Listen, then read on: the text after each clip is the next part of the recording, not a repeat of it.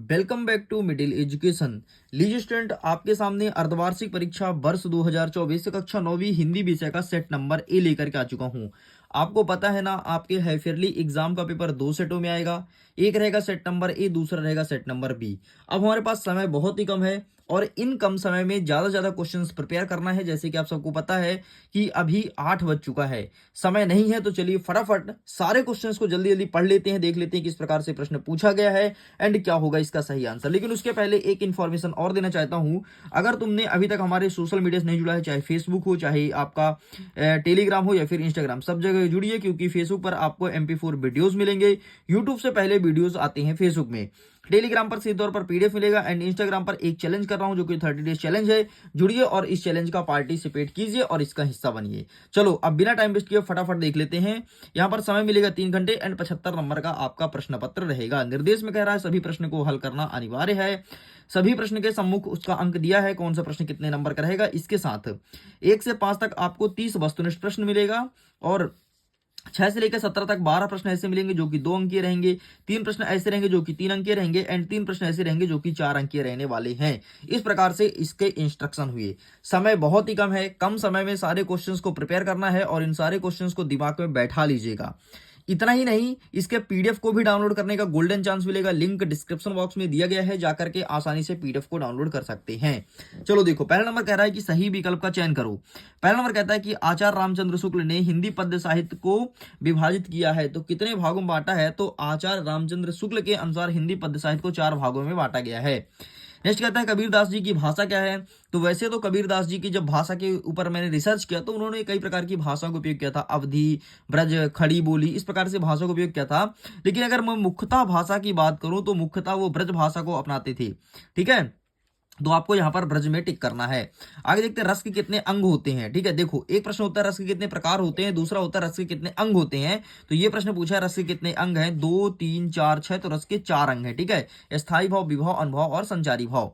Next कहता है झूरी ने बैलों को भेज दिया था। झूरी ने बैल को कहां भेज दिया था, ससुराल, दादी के घर, नानी के घर या मौसी घर। तो उसने अपने ससुराल को बैल को भेज दिया था। नेक्स्ट कहता है किस समास में दोनों पद प्रधान होता है। तो द्वंद्व समास है जिसमें दोनों पद प्रधान होता है, जैसे माता और पिता, भाई और बहन। ठीक है, इसमें दोनों पद प्रधान है।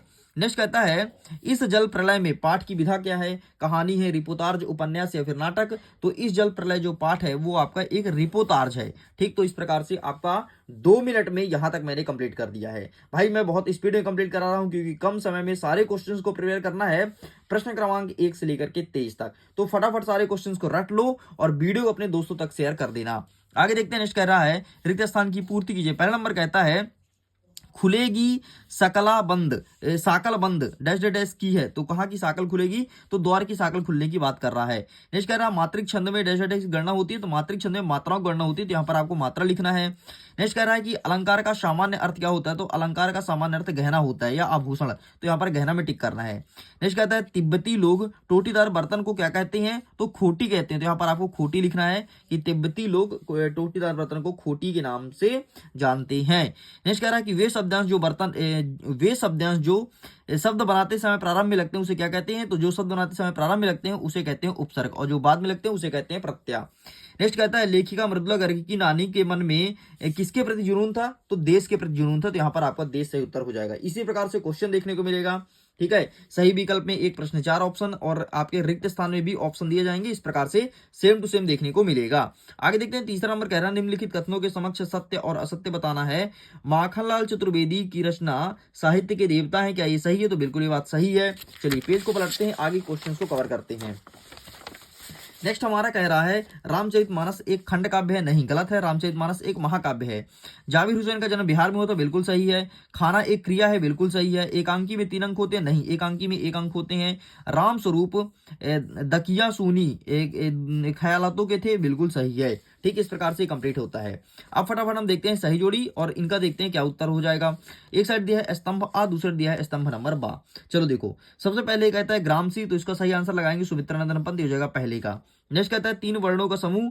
तो 3 वर्णों का समूह, तो अभी हम इसे छोड़ रहे हैं। ठीक है, नेक्स्ट कहता है मनोरथ। तो मनोरथ को मैं जब विग्रह करूंगा तो ये होगा मना धन रथ बराबर मनोरथ, ये हो जाएगा आपके तीसरे का। नेक्स्ट कह रहा है कि संस्कृत तथा शिक्षा, तो इसका हो जाएगा आपका श्यामा चरण दुबे, तो हो जाएगा चौथे का। नेक्स्ट कहता है शत्रु का विलोम क्या होगा, तो मित्र, तो ये हो जाएगा पांचवे का। एंड इस जल प्रलय में, तो इसका हो जाएगा फाणिकेश्वर नाथ रेणु, ये हो जाएगा आपके छठवें का। अब देखो क्या बचा है, तीन वर्णों का समूह, ठीक, एक स्वर संधि बचा है, दूसरा गण बचा है, तीसरा बचा है दुश्मन। तो तीन वर्णों का समूह आपका कहलाएगा गण, ठीक है। तो यहां पर हो जाएगा ये दूसरे का। ले भाई, इस प्रकार से ये भी तेरा कंप्लीट हो गया। चलें आगे बढ़ते हैं, फटाफट एक वाक्य में उत्तर देखते हैं। फिर हमें इसी वीडियो में पूरे क्वेश्चन आंसर को भी कवर करना है, समय बहुत ही कम है। इस वीडियो को अच्छे से देख लीजिए, अपने दोस्तों के साथ पहुंचाइए ताकि उनको भी इसका फायदा मिल पाए, ठीक है। पांचवा नंबर कहता है निम्नलिखित प्रश्नों के उत्तर एक वाक्य में लिखो। पहला नंबर कहता है ज्ञान की तुलना किससे की गई है, तो ज्ञान की तुलना हाथी से की गई। जिस प्रकार से हाथी बहुत बड़ा होता है ना, उसी प्रकार ज्ञान भी बहुत बड़ा होता है। रसयुक्त वाक्य क्या कहलाता है, तो रसयुक्त वाक्य कहलाता है रसाक्तम वाक्यम काव्यम, अर्थात रसयुक्त वाक्य ही काव्य है। नेक्स्ट कहता है साहित्यिक पुरखे किसे कहा गया है, तो मुंशी प्रेमचंद्र को, मुंशी प्रेमचंद्र जी को साहित्यिक पुरखे कहा गया है। साक्ष्य पत्रिका के विशेषांक का नाम क्या है, तो नदियों की आग, क्या लिखना है, नदियों की आग, ये इसके विशेषांक है, ठीक। नेक्स्ट देखो, लोक में प्रचलित उक्तियां क्या कहलाती हैं, तो लोक में प्रचलित उक्तियों को लोकोक्तियां कहते हैं। तो यहां पर लोकोक्तियां लिखना है, एंड मैं लिख देता हूं, ये रहा। नेक्स्ट कहता है लेखिका मृदुला गर्ग के नाना पढ़ाई करने के लिए कहां गए थे, तो इंग्लैंड गए थे या लंदन गए थे, ठीक। जो तुमको सही लिख लेना, दोनों एक ही शहर है, एक ही देश है, उसका नाम इंग्लैंड या फिर लंदन के अलग अलग नाम जानते हैं। तो इस प्रकार से तुम्हारा ये पूरा हो गया कंप्लीट। अब हम दो नंबर प्रश्न को देखेंगे, फिर 3 नंबर 4 नंबर क्रमशः कवर करेंगे। तो फटाफट चलिए रेडी हो जाइए, और 2 नंबर क्वेश्चन का जो आंसर यहाँ पर दिखाऊंगा उसका स्क्रीनशॉट लेना, बाकी प्रश्न पत्र के पीडीएफ को डाउनलोड कर लेना, उसमें आंसर भी दिया है। 6वां नंबर कहता है भक्ति काल के 2 कवि का नाम तथा प्रत्येक की एक रचना बताना है। तो आइए दिखा देते हैं फटाफट भक्ति काल के 2 कवि का नाम, ठीक है। वेट करिएगा, सारा आंसर दिखाएंगे, थोड़ी वेट कीजिएगा, थोड़ी मुझे समय दीजिए, मैं सब कुछ दिखा दूंगा। भक्ति काल के 2 कवि का नाम पूछा है ना, तो ये रहा भाई, ये रहा प्रश्न और ये रहा इसका उत्तर, ठीक। ये रहा भक्ति काल के 2 कवि का नाम, स्क्रीनशॉट ले लो। चलो साइड करते हैं। नेक्स्ट कहता है अथवा में कि नई कविता की 2 प्रमुख विशेषता बतानी है। तो नई कविता की 2 विशेषताएं ये दिखा देता हूं आपके सामने। ये रहा नई कविता की 2 विशेषताएं, यहाँ पर विशेषता लिखिए, इसका फोटो खींच लो। आगे बढ़ते हैं। नेक्स्ट क्या कह रहा है कि रसखान और माखनलाल चतुर्वेदी की भाव सौंदर्य बताना है। तो आइए फटाफट दिखा देता हूं। वैसे इन पर मैं पीडीएफ बनाया हूं, अगर डाउनलोड करना चाहे तो कर सकते हो। बाकी देख लो रसखान जी के भाव सौंदर्य में आपको सब कुछ लिखना है, ठीक है। भाव पक्ष कला पक्ष लिखना ही लिखना है, ठीक। और क्या पूछा है, रसखान हो गया, माखनलाल चतुर्वेदी, तो माखनलाल जी के बारे में ये रहा, ठीक। तो इसका भी फटाफट फोटो खींच लो। चलिए साइड करते हैं। नेक्स्ट हम देखते हैं। नेक्स्ट हमारा कह रहा है प्रश्न क्रमांक 8। 8वां नंबर कह रहा है कि कवि पंत ने गांव को हरता जनमन क्यों कहा है, लिखिए। तो आइए फटाफट इसका आंसर देख लेते हैं कि कवि पंत ने गांव को हरता जनमन क्यों कहा है। ये रहा आंसर, स्क्रीनशॉट ले लो। चलो साइड करते हैं। नेक्स्ट कहता है अथवा में कि कवित्री ललद्ध के घर जाने की चाह से क्या तात्पर्य है। कवित्री ललद्ध के घर जाने की चाह से क्या तात्पर्य है, ये प्रश्न पूछा है। तो ये रहा इसका आंसर, ये रहा, इसका भी फोटो खींच लीजिए। चलिए आगे बढ़ते हैं। नेक्स्ट कह रहा है प्रश्न क्रमांक 9, कवि माखनलाल चतुर्वेदी को कोयल से ईर्षा क्यों हो रही थी, लिखिए। ठीक है, माखनलाल चतुर्वेदी को कोयल से ईर्षा क्यों हो रही थी। तो ये रहा है आपके सामने, इसका भी फोटो खींच लो। चलिए आगे बढ़ते हैं। नेक्स्ट कह रहा था में कि मानसरोवर से कवि कबीरदास का क्या आशय है। मानसरोवर से कवि कबीरदास का क्या आशय है, ये प्रश्न पूछा है। तो ये रहा तुम्हारे सामने आंसर, ठीक। इसका भी फोटो खींच लीजिए। चलिए आगे बढ़ते हैं। नेक्स्ट कह रहा है प्रश्न क्रमांक 10, दोहा छंद की परिभाषा उदाहरण सहित लिखना है कि क्या होता है दोहा छंद। तो आइए फटाफट इसका आंसर देख लेते हैं कि दोहा छंद क्या होता है। तो ये रहा तुम्हारे सामने, तो आप इसका ही फोटो खींच लो। चलो साइड करते हैं। अथवा हम देखते हैं कि रस के कितने प्रकार होते हैं, उसके स्थायी भाव लिखना है। ठीक है, रस के कितने प्रकार होते हैं, उसके स्थायी भाव बताइए। तो ये रहा तुम्हारे सामने इसका आंसर, ठीक। ये रहा, इसका भी फोटो खींच लीजिए। चलिए साइड करते हैं। नेक्स्ट देखते हैं। प्रश्न क्रमांक 11 कह रहा है कि खंड काव्य और महाकाव्य में के 2 ही अंतर बताइए। खंड काव्य और महाकाव्य में 2 अंतर, तो ये तुम्हारे सामने अंतर है, इसका भी फोटो खींच लो। चलो 11 तक कंप्लीट हो गया। आगे बढ़ते हैं। 11 का अथवा देखते हैं कि यमक अलंकार की परिभाषा उदाहरण सहित लिखना है। क्या होता है यमक अलंकार। तो ये रहा तुम्हारे सामने यमक अलंकार। एक सेकंड ना, यमक अलंकार ही पूछा है ना, हाँ यमक अलंकार दिया है।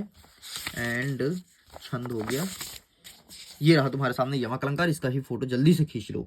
ठीक है, इसे भी अच्छे से प्रिपेयर कर लेना। आगे बढ़ते हैं। प्रश्न क्रमांक 12 कह रहा है कि गद्य की कोई 4 गौण विधा का नाम लिखो। केवल हमें नाम लिखना है कि गद्य की 4 गौण विधाएं कौन कौन सी हैं। तो ये रहा तुम्हारे सामने गद्य की 4 विधा। ठीक है, इसका फोटो खींच लो। यहाँ पर 17 विधा दिया, कोई 4 आपको लिखना है। आगे देखते हैं, अथवा में डायरी विधा को संक्षिप्त परिचय लिखिए। ठीक है, सामान्य परिचय डायरी क्या होता है ये समझाना है। तो ये रहा तुम्हारे सामने डायरी विधा, इसका भी फोटो खींच लो।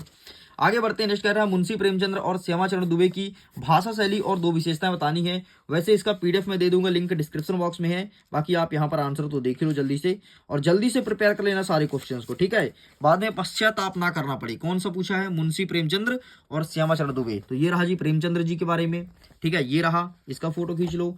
एंड श्यामाचरण दुबे पूछा है ना, तो ये रहा श्यामाचरण दुबे जी के बारे में, तो आप इसका ही फोटो खींच लीजिए, ठीक। और ये थोड़ा सा और बाकी है। चलो आगे बढ़ते हैं, नेक्स्ट क्या रहा है, प्रश्न क्रमांक 14, छोटी बच्ची को बैल के प्रति प्रेम क्यों उमड़ा, लिखिए। ये प्रश्न पूछा है, तो आइए फटाफट इसका आंसर देख लेते हैं कि क्यों उमड़ा छोटी बच्ची को बैल के प्रति प्रेम। तो ये रहा आपके सामने आंसर, इसका भी फोटो खींच लो। आगे बढ़ते हैं, नेक्स्ट कह रहा अथवा में कि तिब्बत में कानून व्यवस्था कैसी है, अपने शब्दों में लिखना है। तिब्बत के कानून व्यवस्था को लिखना है अपने शब्दों में। तो ये रहा इसका आंसर, ठीक, ये पहला नंबर जो आंसर है ना वही लिखना है, ठीक है। ये प्रश्न अलग है लेकिन उत्तर सेम है, सेम उत्तर लिख के आना है। आगे बढ़ते हैं, प्रश्न क्रमांक 15 कह रहा है कि सलीम अली पक्षी प्रेमी कैसे बने। ठीक है, किस प्रकार से सलीम अली को पक्षियों से प्रेम हुआ था, तो ये आंसर मैं दिखा देता हूं। तो ये रहा तुम्हारे सामने, ठीक है, तो आप इसका भी फोटो खींच लीजिए। चलो साइड करते हैं, नेक्स्ट क्वेश्चन देखते हैं जल्दी से।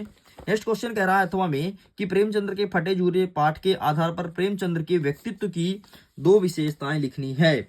तो प्रेमचंद्र के फटे जूते पाठ के आधार पर व्यक्तित्व की दो विशेषताएं, ये रहा तुम्हारे सामने। यहाँ पर कई सारे व्यक्तित्व लिखा है, उसमें से आपको दो लिख करके आना है, क्योंकि ये प्रश्न कितने नंबर का है, 2 नंबर का है, ठीक है। आगे बढ़ते हैं, 16 नंबर कह रहा है मुहावरे का अर्थ लिखना है। 9 2 11 और अंधे की लाठी। 9 2 11 का मतलब होता है भाग जाना, चोर ने पुलिस को देख करके 9 2 11 हो गया। और अंधे की लाठी का मतलब होता है एकमात्र सहारा। तो जैसे राम अपने माता पिता की अंधे की लाठी है, बस इतना तुम्हें लिखना था, ठीक है। चलो चलो आगे बढ़ते हैं, नेक्स्ट क्या कह रहा है। नेक्स्ट हमारा कह रहा है अथवा में कि संधि और समास में अंतर लिखो। तो आइए दिखा देते हैं संधि समास में अंतर, ये रहा तुम्हारे सामने संधि और समास में अंतर। आगे बढ़ते हैं, 17 नंबर कहता है बाढ़ पीड़ित क्षेत्र में कौन कौन सी बीमारी फैलने का खतरा होता है, ये चीज हमें बताना है। तो आइए हम इसका भी आंसर दिखा देते हैं कि कौन कौन से खतरा होता है बाढ़ पीड़ित क्षेत्र में। तो बाढ़ पीड़ित क्षेत्र में खतरा, ठीक है, ये रहा तुम्हारे सामने, मैं तो आप इसका फोटो खींच लो। आगे बढ़ते हैं, नेक्स्ट क्या कह रहा है अथवा में कि रीढ़ की हड्डी एकांकी का उद्देश्य क्या है। क्या है रीढ़ की हड्डी एकांकी का उद्देश्य, ये चीज पूछा है। तो ये रहा तुम्हारे सामने आंसर, इसका फोटो खींच लीजिए। चलो साइड करते हैं, आगे बढ़ते हैं, प्रश्न क्रमांक 18, निम्नलिखित काव्यांश का संदर्भ प्रसंग सहित भावार्थ लिखना है। ठीक है, काव्यांश का संदर्भ प्रसंग सहित भावार्थ लिखना है। तो आइए फटाफट इसका आंसर मैं दिखा देता हूं कि क्या लिख कर क्या होगे। ठीक, फैली खेत तक, ये प्रश्न पूछा है ना, तो फैली खेत तक, एक सेकंड रुकिएगा जरा, ये है प्रश्न क्रमांक 18, ठीक। तो फैली खेत तक, ये रहा तुम्हारे सामने, ठीक है, ये प्रश्न पूछा है। एंड ये रहा पूरा पूरा इसका आंसर, संदर्भ प्रसंग भावार्थ, ये लिख करके चले आना है। आगे बढ़ते हैं, इसके अथवा में कहता है कि प्रेमी ढूलत म फिरो, प्रेमी न मिले कोई, प्रेमी के प्रेमी मिलो सब विष अमृत होई। ये प्रश्न पूछा है। तो आइए इसका आंसर भी जल्दी जल्दी दिखा देते हैं। फटाफट सारे क्वेश्चंस को प्रिपेयर कर लेना। मैं फिर से कह रहा हूं, कल का ऐसा ना हो कि तुम्हें रोना पड़े कि अरे यार मेरे सामने सब कुछ था लेकिन मैंने पढ़ा क्यों नहीं। ठीक, चलो ये भी कंप्लीट हो गया। आगे देखते हैं, 19 नंबर कहता है कि गद्यांश का संदर्भ प्रसंग सहित व्याख्या करना है। अब तुम्हारे सामने गद्यांश है और गद्यांश को तुम्हें क्लियर करना है भाई कि कौन कौन से गद्यांश तुम्हें पढ़ करके आना है। तो जटिल प्राणी वाला पहले पूछा है ना, तो ये रहा तुम्हारे सामने जटिल प्राणी वाला। जटिल प्राणी, 1 सेकंड, इसमें नहीं भाई, जटिल प्राणी वाला इसमें नहीं है, ठीक है, तो इसे मैं छोड़ रहा हूं, ये हमारी बुक में नहीं है। अगर आपको मिलता है तो आप कमेंट सेक्शन लिख करके और हमें अवगत करा सकते हैं। अथवा हम देख लेते हैं, मेरी दृष्टि जूते पर अटक गई, मतलब ये प्रेमचंद्र वाले पार्ट से है। तो चलो इसको भी आंसर दिखा देता हूं अगर मिलता है तो, बाकी मिलेगा ही क्यों नहीं। ठीक है, मेरी जूता, भाई ये भी नहीं है, प्रेमचंद्र के फटे जूते वाले पार्ट से ये भी नहीं है। ठीक है, तो प्लीज आप इनका आंसर फाइंड कर लेना। आगे बढ़ते हैं, प्रश्न क्रमांक 20 कह रहा है कि समय के महत्व। देखो प्रश्न का उत्तर मैं दे देता लेकिन समय नहीं है ना, जितना कंटेंट मिल रहा है उतना जल्दी जल्दी पढ़ो, जो नहीं मिल रहा उसको तुम स्वयं ढूंढ के पढ़ना। समय पर महत्व, समय का महत्व पर अनुच्छेद लिखना है। ठीक है, तो आइए दिखा देता हूं फटाफट। अच्छा, उसके अथवा कह दिया गणतंत्र दिवस की तैयारी के लिए संवाद है। ठीक है, तो मैं एक काम करता हूँ, संवाद दिखाता हूँ जो कि सरल है, और ऊपर वाला आप छोड़ दो, वो कठिन भी है। तो ये रहा तुम्हारे पास गणतंत्रता दिवस, यहाँ पर स्वतंत्रता लिखा है, केवल यहाँ पर गणतंत्र कर लो, बाकी सब सेम रह देना। जो 15 अगस्त लिखा है वहां पर 26 जनवरी कर लेना, बस इतना लिखना है, और ये तुम्हारा पूरा पूरा संवाद होता है कंप्लीट। आगे बढ़ते हैं, नेक्स्ट क्या कह रहा है। नेक्स्ट कह रहा है प्रश्न क्रमांक 21, काव्यांश को पढ़ना है और पढ़ करके प्रश्न का उत्तर देना है। ठीक है, अब जरा काव्यांश को सुनना। युवक नहीं जो जो देख संकटों को डर जाता, यह चकोरे ही नहीं जो अंगारों ना खाता। बलिदान का पंथ नहीं जिसने पहचाना, कह दूं यह कौन की वह भी है परवाना। उफन रक्त की धार जवानी मांग रही है, वीरोचित श्रृंगार जवानी मांग रही है। तो काव्यांश का उपयुक्त शीर्षक कौन सा है? तो शीर्षक ये है कि संकट से व्यक्ति को नहीं डरना चाहिए। ठीक, अब बलिदान कौन देता है? तो बलिदान का पंथ नहीं जिसको पहचाना, कह देंगे कौन है कि वह परवाना। तो बलिदान कौन देता है? तो बलिदान हमेशा वीर पुरुष देते हैं। अब इसका भावार्थ लिखना है तो इसको पढ़ो और जो तुमको ठीक समझ आए वो तुम लिख देना। ठीक, नेक्स्ट देखो। नेक्स्ट कह रहा था में, इस संसार में पृथ्वी आकाश चंद्रमा सूर्य ये जो बड़े बड़े चरखे हैं, इनको भी चलाने के लिए कोई एक है। जब तक वह इन्हें चला रहा है तब तक ये चल रहे हैं। उदाहरण स्वरूप इस चरखे को जब मैं चलाती हूँ तो यह मेरे हिसाब से चलता है। यदि इसमें चलाने के लिए कोई दूसरा बैठ जाए तो चरखा तभी ठीक प्रकार से चलेगा जब वह मेरे अनुसार या मेरे अनुकरण करके चलाए। यदि वह विपरीत ढंग से अपनाए तो यह चरखा नहीं चलेगा, यह टूट जाएगा। ठीक यही नियम प्रकृति रूपी चरखे के साथ भी है। परमात्मा ने जिस ढंग से इस प्रकृति का निर्माण किया है, हमें उसके नियम का पालन करना चाहिए। प्रकृति के नियमों को तोड़ने या यह प्राकृतिक जो हमारी सहचर्य है, पालिका और पोषिका है, इसका स्वरूप विध्वंस व सहारकारी हो जाए। भूकंप, अनावृष्टि, अतिवृष्टि, पर्यावरण संकट, जल संकट इत्यादि संकट स्वस्थ और जीवन अस्तित्व के संकट को जन्म देंगे। ठीक है, अब कहता है उपयुक्त शीर्षक क्या है? तो प्रकृति है। ठीक है, प्रकृति के नियम को तोड़ने से क्या होगा? तो प्रकृति के नियम को तोड़ने से क्या क्या होगा? देखो, अनावृष्टि, अतिवृष्टि, पर्यावरण संकट, जल संकट इत्यादि का सामना करना पड़ेगा।